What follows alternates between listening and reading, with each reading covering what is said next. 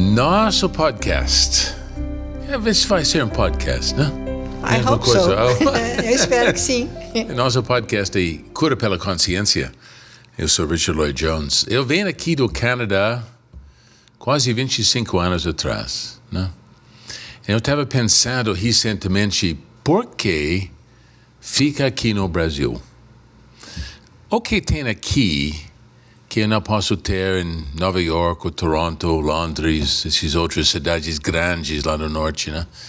Que está mais do meu espírito, clima, etc, etc. Mas recentemente, esse movimento que está crescendo aqui no Brasil, de Acordar Brasil, eu acho que esse tem muito a ver com um espírito humano na Terra. Não só uma questão política, obviamente, né? Política, coisas que divide nós em todas as polaridades. Mas é uma questão humana.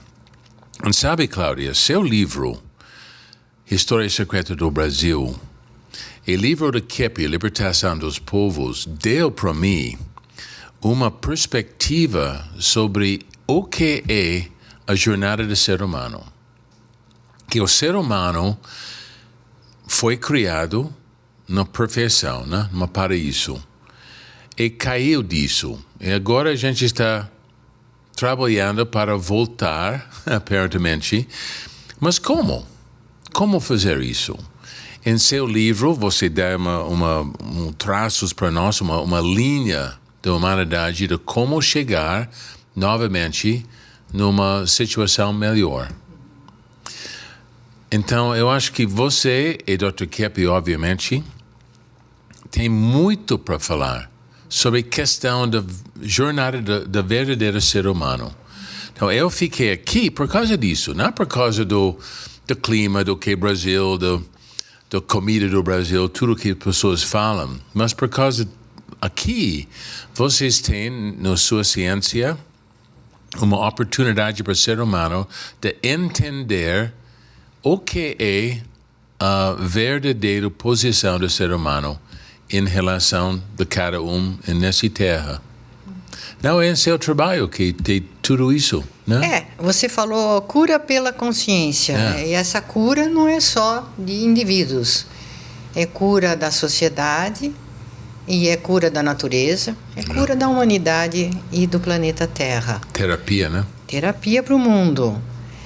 Sabe, Richard, quando você fala isso, fala, por exemplo, o que aconteceu nessa semana que passou esse movimento. Eu já fico assim pensando, meu Deus do céu, vão achar que a gente é de direita, que a gente está defendendo um partido político de direita. Depois, quando a gente fala sobre a libertação dos povos, a patologia do poder, este livro aqui, quando pergunta assim, o que é o trabalho de vocês? O que vocês fazem? Olha, é difícil de explicar. Eu sei. Difícil de explicar. Porque, por exemplo, em primeiro lugar, nós somos uma ciência. Mas é uma ciência que aceita a teologia, aceita a espiritualidade, mais do que a religião. Porque as religiões têm muitas inversões. Não as doutrinas necessariamente, mas a atitude dos religiosos tem muitas inversões. E, então, o pessoal pensa assim, afinal, o que vocês são? Somos cientistas, basicamente somos ciência, mas que aceita a espiritualidade, aceita a metafísica. E o que Kepi percebeu no trabalho dele é que o pessoal de esquerda, que não é muito extremado, muito porra louca, vamos dizer, em termos bem... mas que são os verdadeiros socialistas... Liberais, né? O verdadeiro liberal.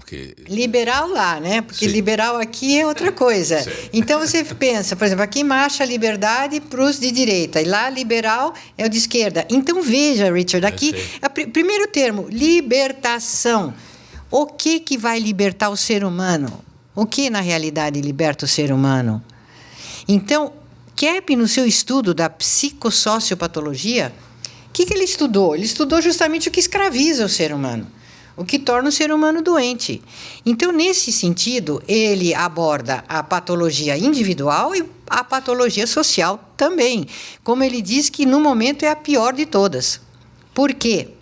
Porque o poder econômico, social, mais doentio, tomou conta do poder político, do poder judiciário, do poder religioso.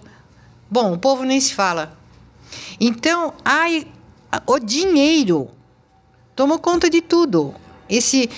Então, conversando com o Kepp, eu falei, Kepp, eu estou me empenhando muito na difusão da inversão, da consciência da inversão.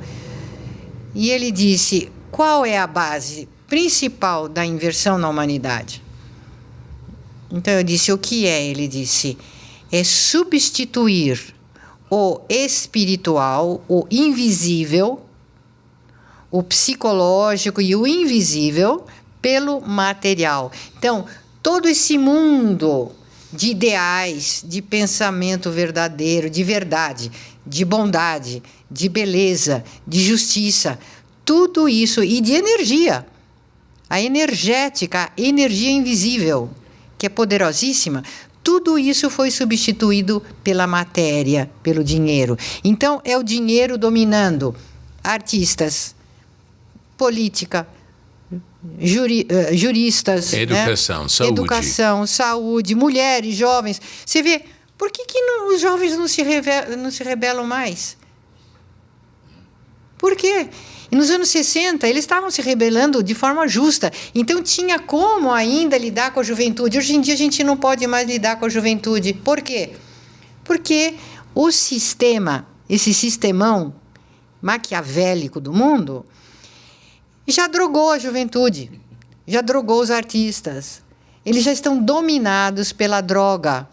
Seja a droga no sentido literal, seja a droga no sentido de telas, seja a droga no sentido de mimar, de tirar a disciplina da juventude e das crianças, tirar o valor da virtude. Então, eles estão completamente mimados e pervertidos pela sociedade. Perdido, né? Estão perdidos. Então, você não tem onde pegar com o jovem, porque ele tem os desejos neuróticos dele todos satisfeitos.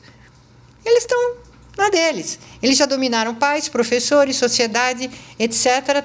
Estão neutralizados, porque a juventude era uma pedra no sapato do poder.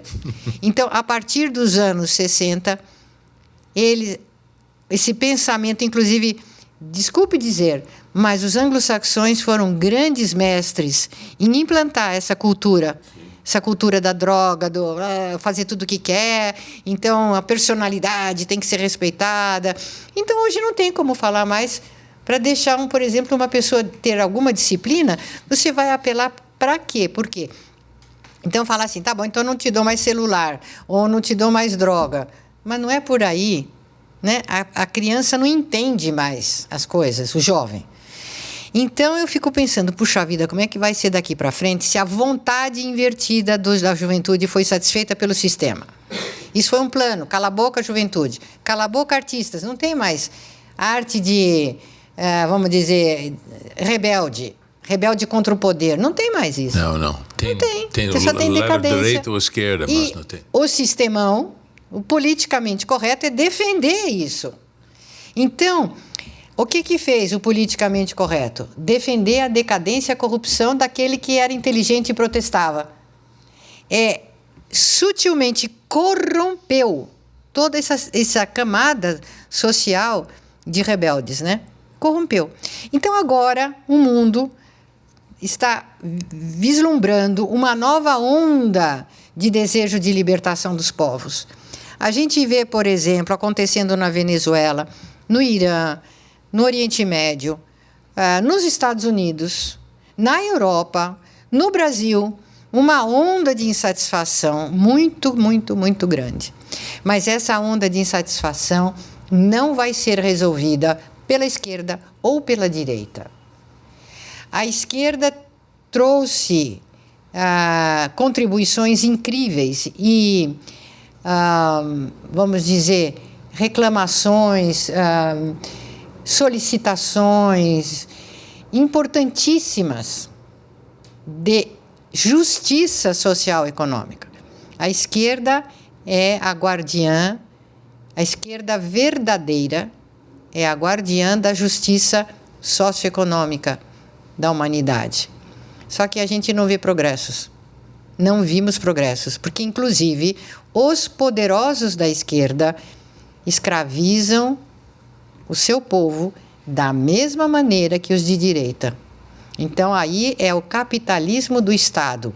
E a máquina do Estado a máquina do Estado socialista de esquerda acaba exercendo a mesma patologia da direita. É só uma questão de revolving doors. Troca o nome, troca a turminha, troca a quadrilha, vai trocando, mas é tudo a mesma coisa. Sabe o que eu noto no problema da esquerda, Dr. Claudia? Essa coisa da espiritualidade. Eles tiraram isso. Exato. Eles tiraram a habilidade de ter uma espiritualidade. Eles querem separação, tudo por lei. O Canadá aconteceu assim. Tira essa coisa de Deus acima de tudo, colocar a lei humana acima de tudo. Problema da esquerda. Jones, quando o Kepp falou que a maior inversão é essa, é tirar a espiritualidade da humanidade, tirar a bondade, a beleza, a verdade, a metafísica, que é a rainha das ciências, quando isso foi eliminado totalmente, que já era prejudicado, mas agora houve uma eliminação, quando o mundo se tornou ateu, porque muitos que se dizem religiosos, na verdade, são muito ateus, no sentido de serem muito materialistas. Então, o que eles querem? Uma liberdade econômica. Para mim. Para eles. E o povo que se dane. Então, até o Calvino trouxe uma ideia muito injusta de que a pessoa pobre não era preferida por Deus, que os milionários é que eram os contemplados por Deus, eram os preferidos. Então, a questão da justiça. Nós temos que ter uma justiça pela paz e para a paz. E enquanto essa justiça não for atendida de forma pacífica e pela consciência, o mundo não vai ter paz, não vai ter prosperidade. E esse poder do mal que domina, que manipula, que quer dividir para governar, já Maquiavel falava nisso, vai continuar mandando na terra. E coitadinho do povo brigando, cristãos brigando contra cristãos. Eu acho isso o máximo.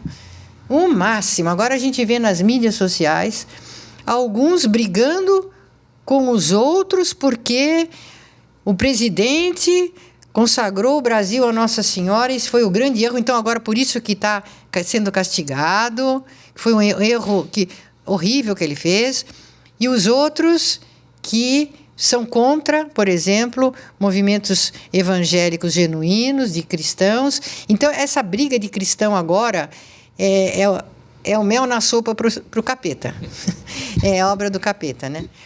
Então, gente, nós temos que conscientizar principalmente e primordialmente a patologia do poder.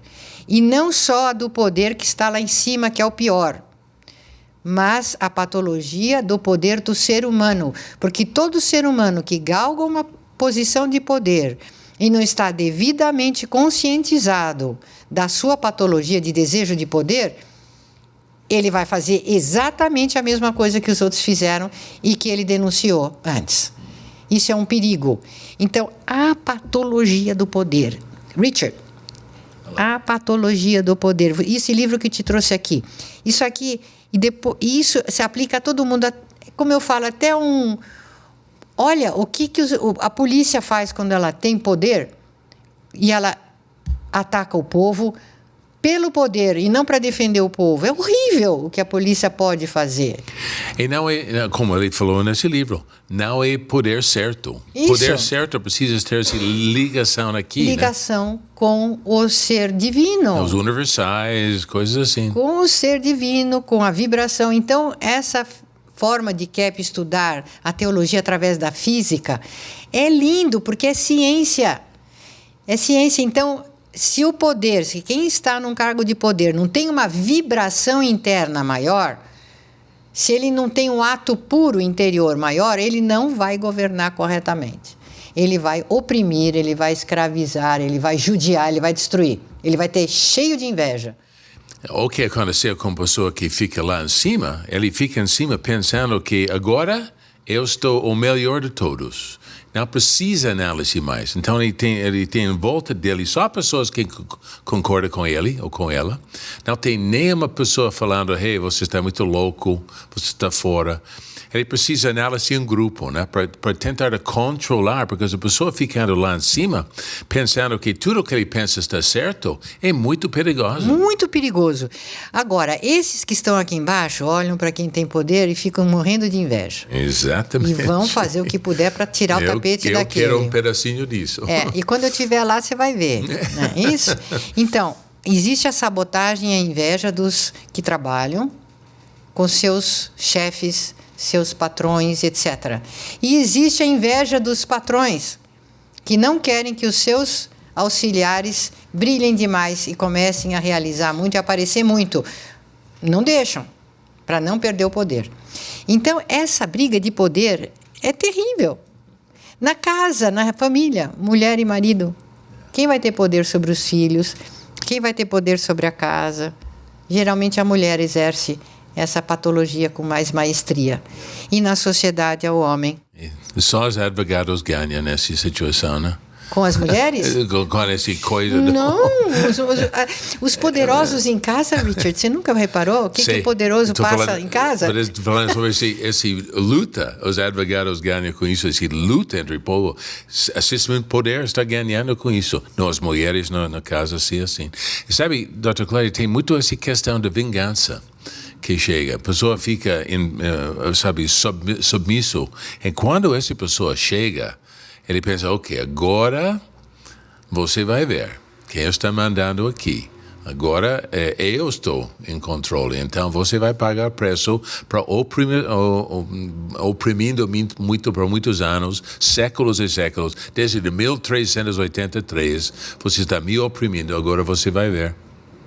Terrível, Sabe, né? Por que eu acho que esse rapazinho aí, por 30 anos, esse brasileirinho, Nicolas Ferreira, deve ser da tribo de Judá, né? Ferreira, português, lusofonia. Ele tem no sangue dele a missão de levar a espiritualidade para o mundo. Essa é a missão da lusofonia. É levar a espiritualidade, a fé, que era de Portugal, que era já ancestral lá dos hebreus que migravam para a Península Ibérica. Essa fé genuína que o sangue lusófono tem, é a fé. Então, esse menino, com a fé dele, ele mostrou que através da fé a pessoa pode mover quase que montanhas, né? A coisa é fortíssima. Isso é uma maravilha no Brasil.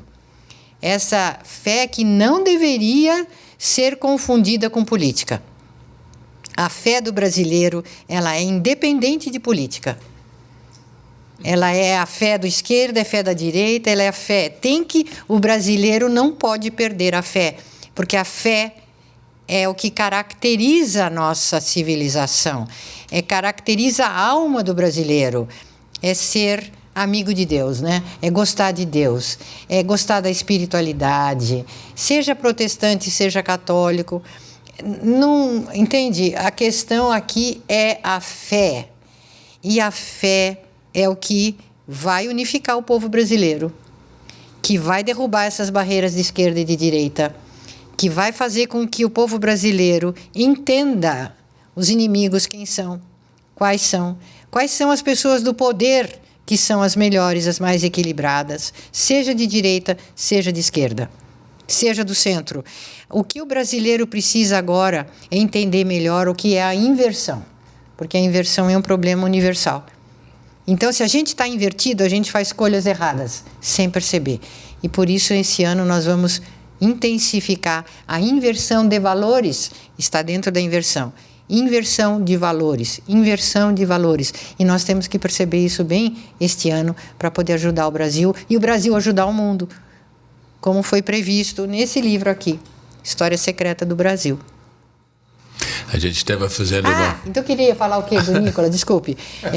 Ele não é corrupto ainda.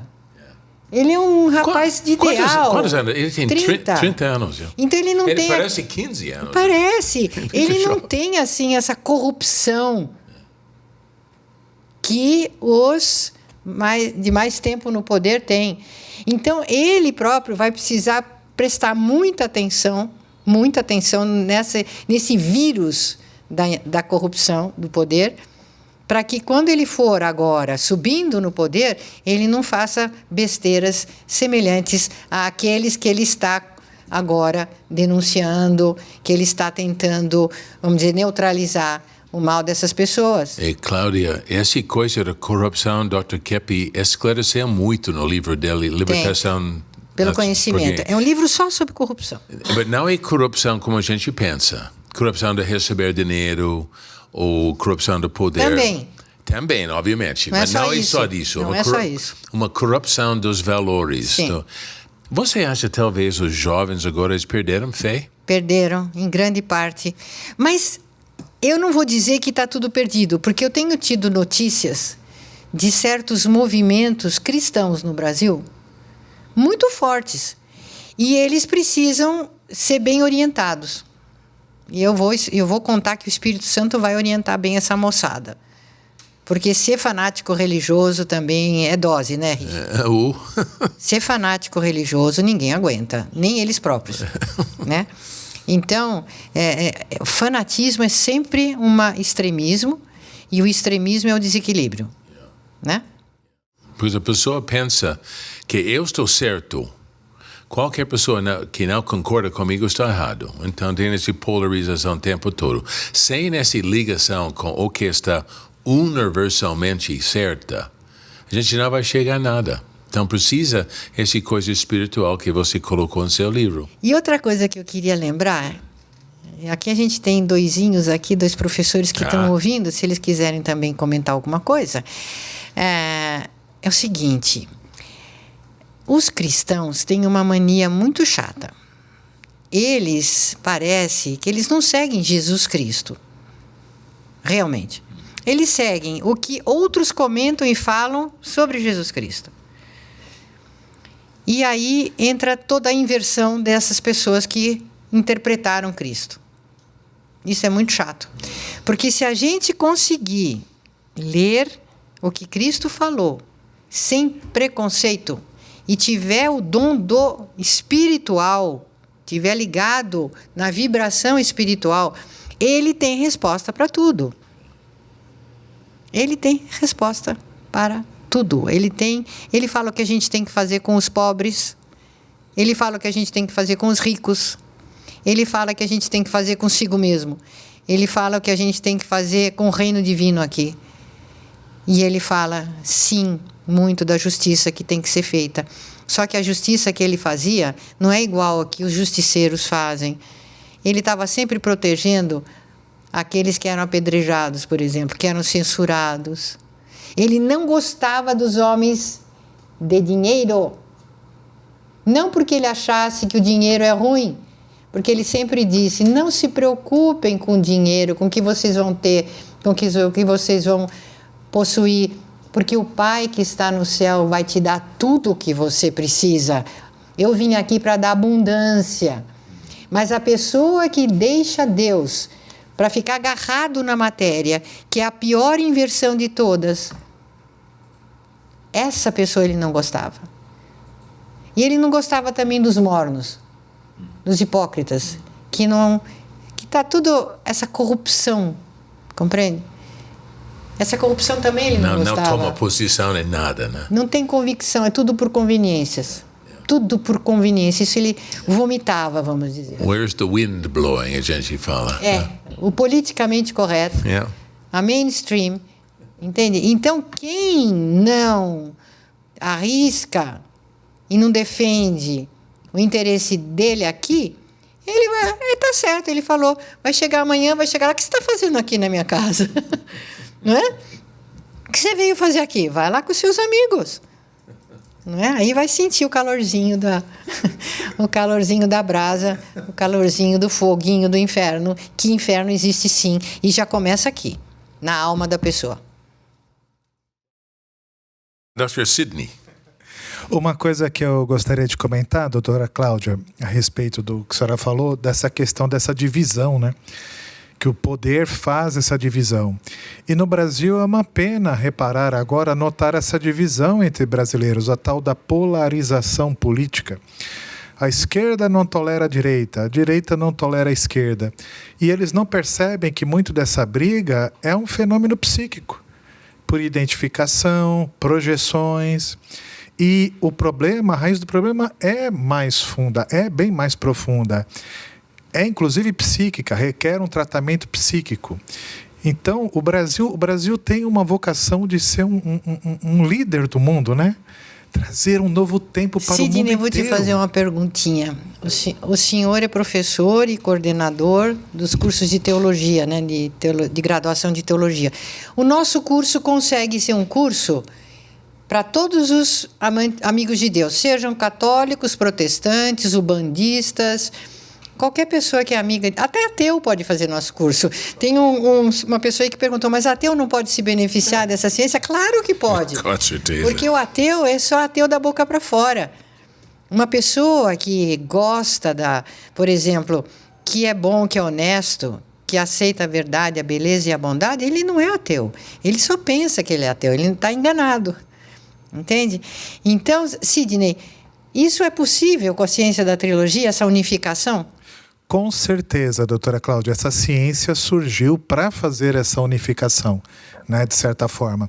Então, os nossos alunos, eles são ensinados e são treinados a perceber esses fenômenos psíquicos. O que há de verdadeiro por detrás dos problemas. E as projeções, né, Sidney? As projeções que todos fazem, né? Vê no outro o erro e a causa do problema, e não em si mesmo.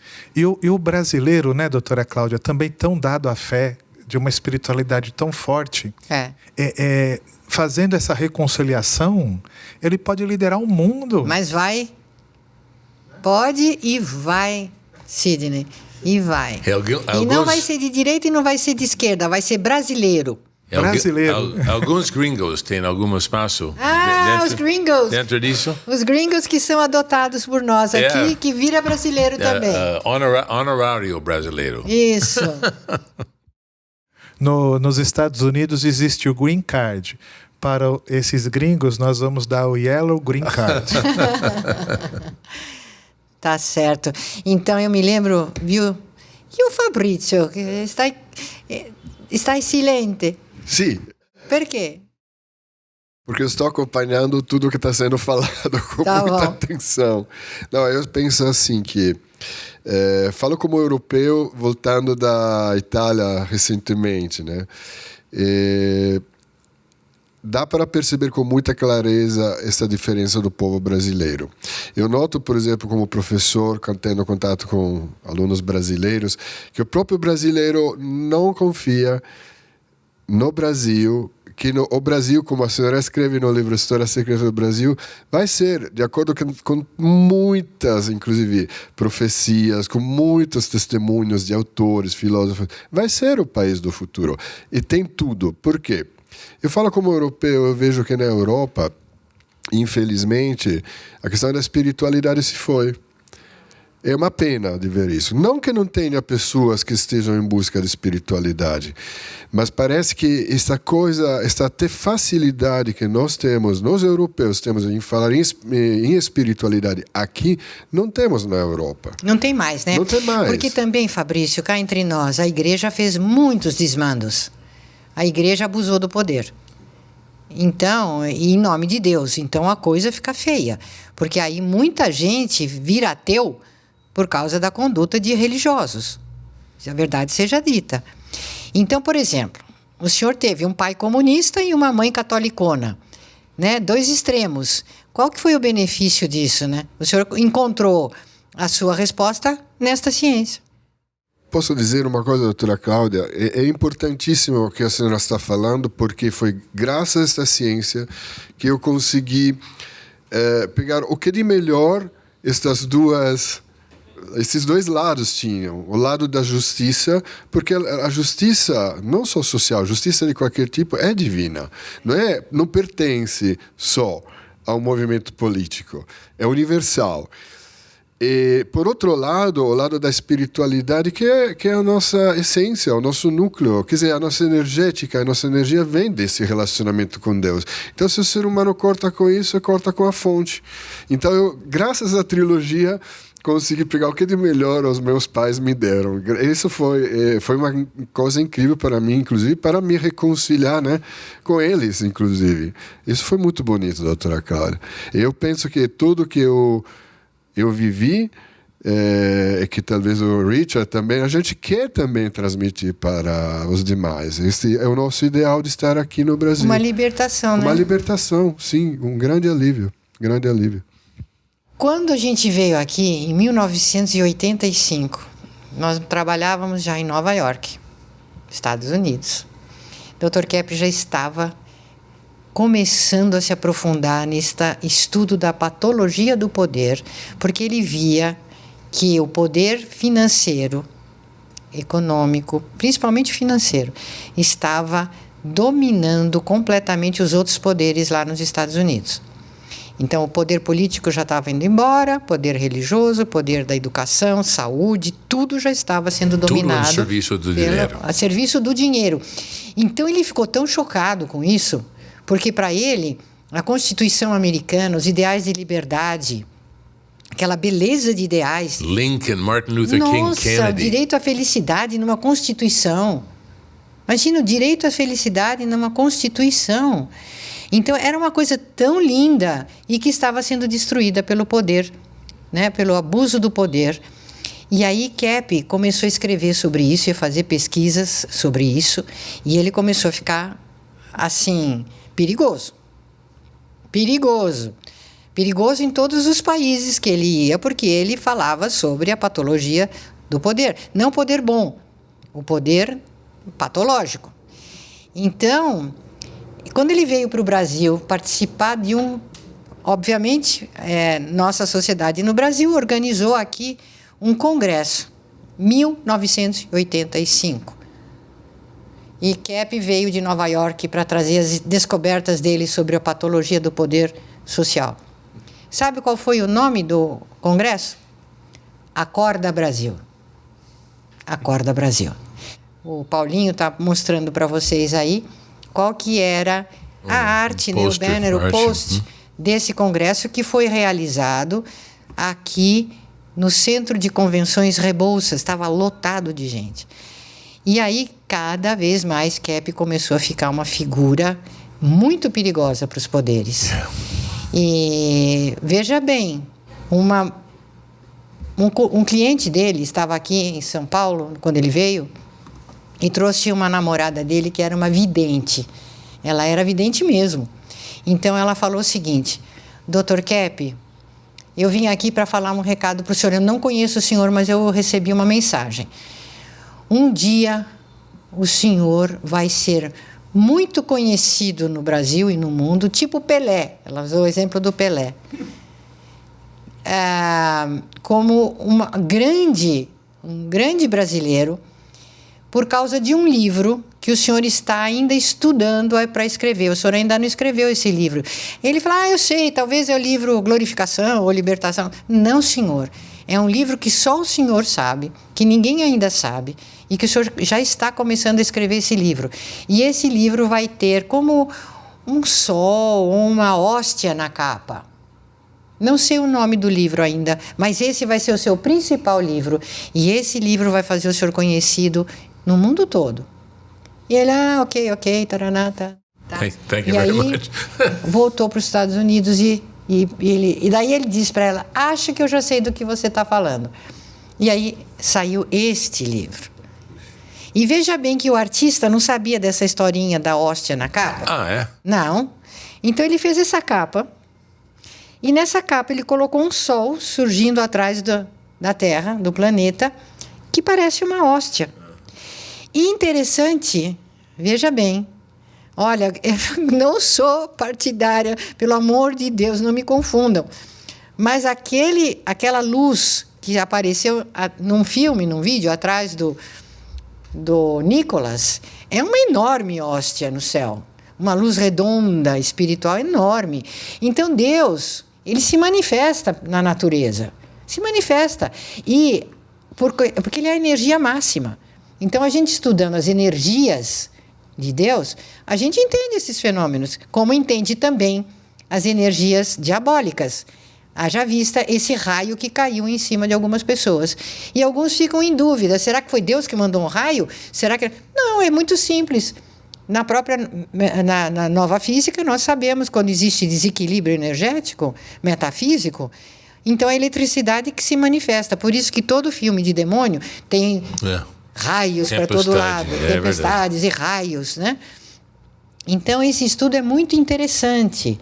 E também eu vi dentro dessas publicações, eu não tenho muito tempo para ficar em publicações, mas vi uma publicaçãozinha que foi num momento que o Nicolas estava orando, ainda na caminhada, não tinha chegado ainda onde ele devia chegar.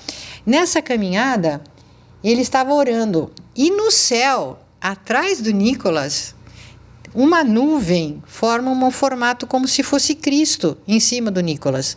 Eu não sei se outras pessoas viram isso, eu percebi e eu coloquei aqui para vocês verem. Olha, gente, isso não é de partido, viu?